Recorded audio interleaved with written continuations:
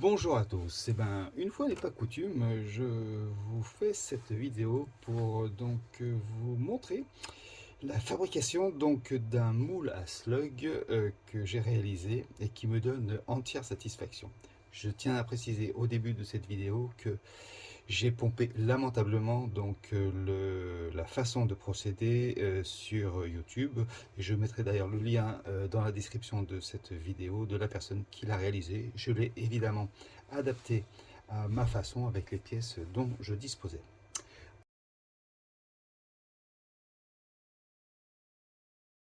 Donc voilà. Donc qu'est-ce que j'ai fait?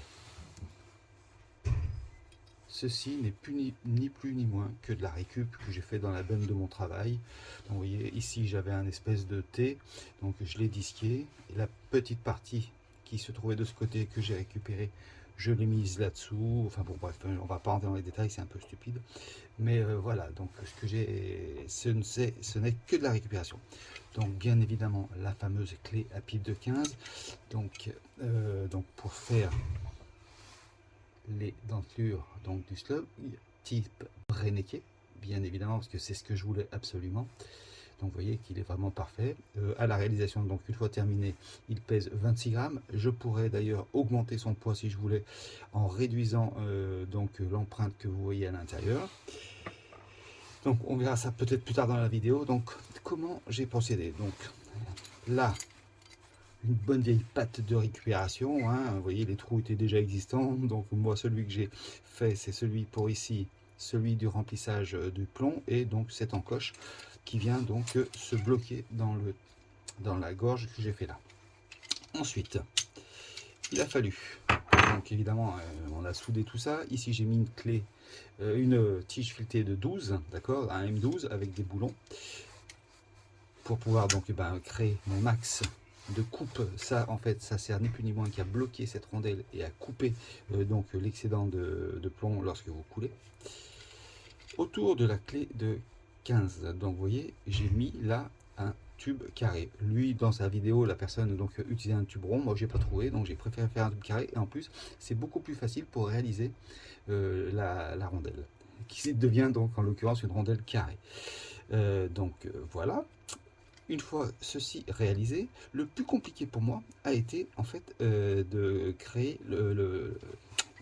excusez-moi, l'empreinte intérieure et donc l'extracteur. J'appelle ça, on va plutôt dire un extracteur, parce que lui il ne l'explique pas dans la vidéo, donc je ne comprenais pas. Et donc mon premier extracteur a été un échec, puisque j'arrivais pas à enlever le slug de mon premier extracteur. Donc qu'est-ce qu'il faut savoir aussi, quand même, j'ai oublié de dire, c'est que cette rondelle qu'on doit créer sert en fait ni plus ni moins à donner la forme de la balle au-dessus, hein. Vous voyez que hop, ça s'emboîte parfaitement, hein, évidemment, parce qu'elle a été créée avec ce moule.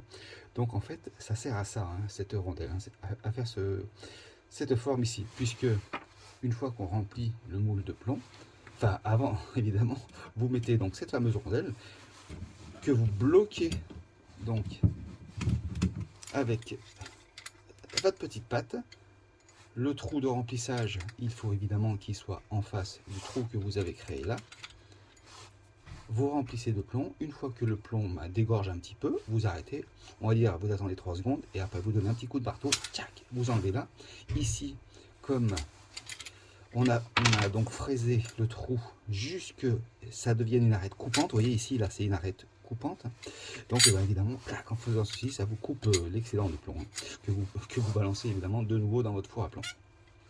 Moi, j'ai donc en fait donné un petit coup, vous voyez, de disqueuse sur l'extrémité de la clé pour que ça soit bien plat, et surtout que je n'ai pas un chanfrein au niveau ici, vous voyez, au niveau ici, parce que elles sont toutes un petit peu rondes, hein, les clés, hein. Vous voyez, vous pouvez vous en apercevoir ici, il y a toujours cet arrondi là. Donc moi je l'ai fait sauter de l'autre côté pour que ça soit bien une arête plate, pour que les ailettes en fait du Brenneck soient carrément sans excroissance, hein, d'accord. Donc voilà. Ensuite, qu'est-ce qu'il a fallu créer? Donc on en revient à cette partie la plus complexe, qui est donc l'extracteur. Pour moi, je ne dispose pas de tour, hein. S'il y avait eu un tour, je l'aurais fabriqué avec un tour, mais je n'en dispose pas. Donc en fait, cette pièce, vous voyez, ça, donc la partie conique que vous voyez, hein, moi je suis plutôt fier, hein, elle est vraiment très très bien réalisée. Si ça voulait se mettre, ah ben non ça veut pas, si, enfin, voilà, vous voyez, elle est parfaitement conique, et ce siège là, vous voyez ici, ce siège vient se mettre, vient se poser, vous voyez, au fond de la clé. Il y a un siège qui est lui aussi conique. Donc le plus dur, c'est de faire un siège conique, vous voyez, tac. Une fois que vous mettez le moule, quoi, on va dire, enfin le trou, je sais pas comment on peut appeler ça, il faut qu'il vienne bien se positionner nickel chrome sur le cône qui se trouve à l'intérieur de la clé. Donc comment fabriquer cette chose-là? Ben, tout simplement, vous voyez, c'est ces deux vis-là. Qu'est-ce que j'ai fait? J'ai pris celle-ci. C'est exactement la même, il n'y a pas de souci. Sauf que bien évidemment, je voulais pas, j'avais besoin de toute la profondeur, donc du moule, on va dire, de la clé de 15. Donc si je laissais ça et que je créais mon biais ici, vous voyez que c'était pas bon, hein. Donc qu'est-ce que j'ai fait? J'ai donc disqué la tête de celle-ci, tac, pour n'obtenir que cette dimension-là, d'accord, hein, d'ici à là, pour créer le cône. Donc une fois que j'ai fait ça, il me restait donc ceci avec une empreinte BTR, là vous voyez. Et donc moi, le but du jeu, c'était de faire rentrer cette deuxième à l'intérieur. D'accord. Donc bien évidemment, il n'y a pas de filetage, donc j'ai taraudé. Ça, c'est du 10, hein, d'accord. Donc eh ben, j'ai taraudé ce qui me restait de métal, hein, donc ici à 10. J'ai pris ma deuxième, je l'ai coupé très court, hein, il restait 2 filets et demi, on va dire, hein, d'accord, clac, ici.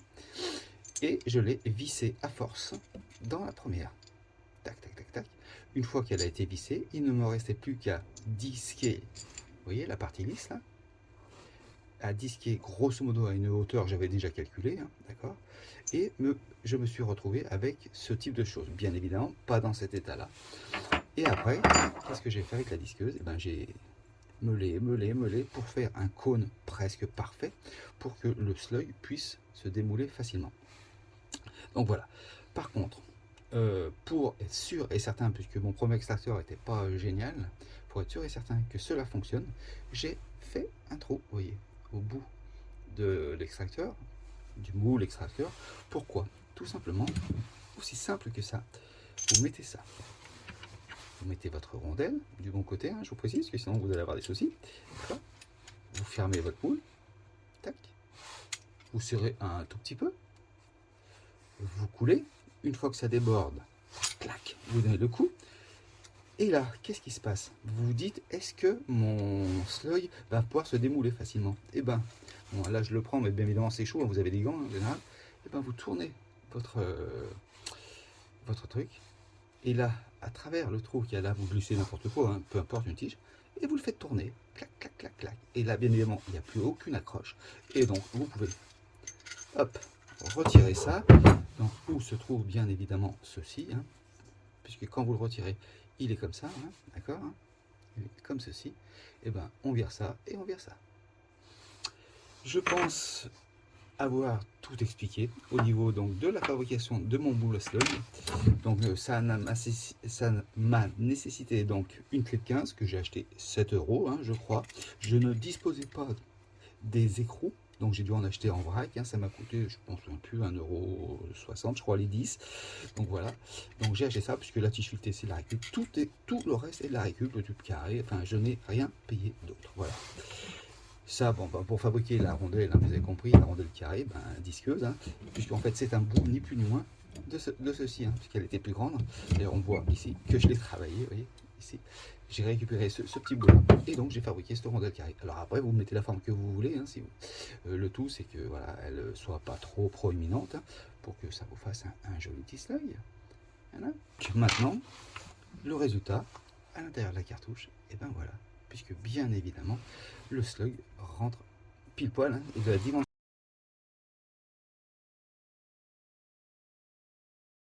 de la clé de 15, c'est réellement la dimension de la cartouche, hein, donc que vous pouvez rentrer à l'intérieur de la jupe, de la bourre-jupe, hein, puisque c'est en un seul morceau dans cette cartouche là. Voilà, donc là vous voyez, elle n'est pas encore sortie. J'ai acheté, je dois avouer, j'ai acheté, parce que je ne pouvais pas le faire moi-même, j'ai acheté ce petit sertisseur, hein, on va voir s'il fonctionne. Et tout plutôt, je vais donner un petit coup de visseuse hein, pour sertir ma cartouche. Et le tour est joué. Et ces deux premiers slugs que je viens de faire vont être tirés en stand cet après-midi. Si cette vidéo vous a plu ou alors si vous avez des commentaires, n'hésitez pas à les laisser.